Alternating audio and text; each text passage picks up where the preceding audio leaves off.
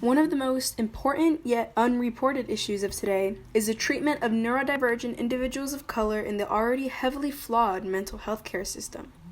Ongoing stigma and lack of access to proper health care act as barriers for all people with mental illnesses, but experts will argue that there is a greater disparity among people of color.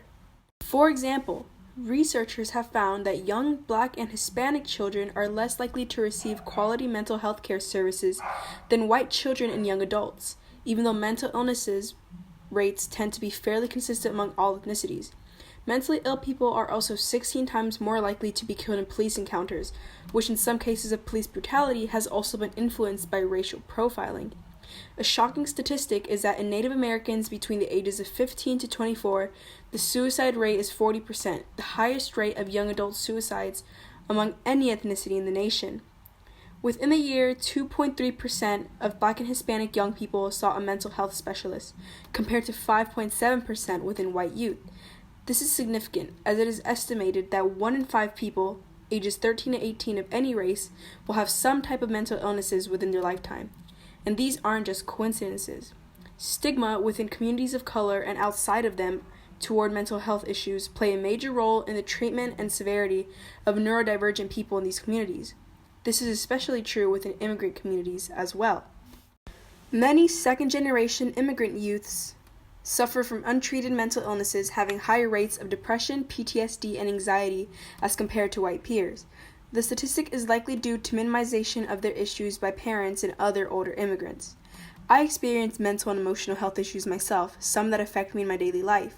Upon bringing this up to immigrant adults, they reduce the issues, often citing their negative experience arriving to the country and in their previous country as an argument as to why I should suck it up or be grateful. And this isn't just an issue with adults. As you know, youth are impressionable and often form beliefs from their parents, unless otherwise moved not to. Therefore, if an immigrant parent expressed this "my problem is bigger than yours" sentiment to their second-generation immigrant children, that child may begin to believe it and begin to minimize their issues and the issues of others. I recall explaining my self-esteem problem to my cousin of my same age, only a month older. He glared at me in disbelief and in a sour tone spoke. "You know it took my grandma a month to cross the border with a lot of kids. You know that, right? And it's not that deep. Just start thinking positive. It's not that big of a deal."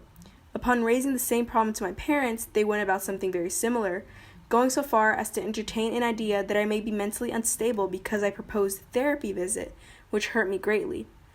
I don't blame them, as this is caused by their families' and communities' lack of access to proper resources on mental health knowledge and how to properly handle it.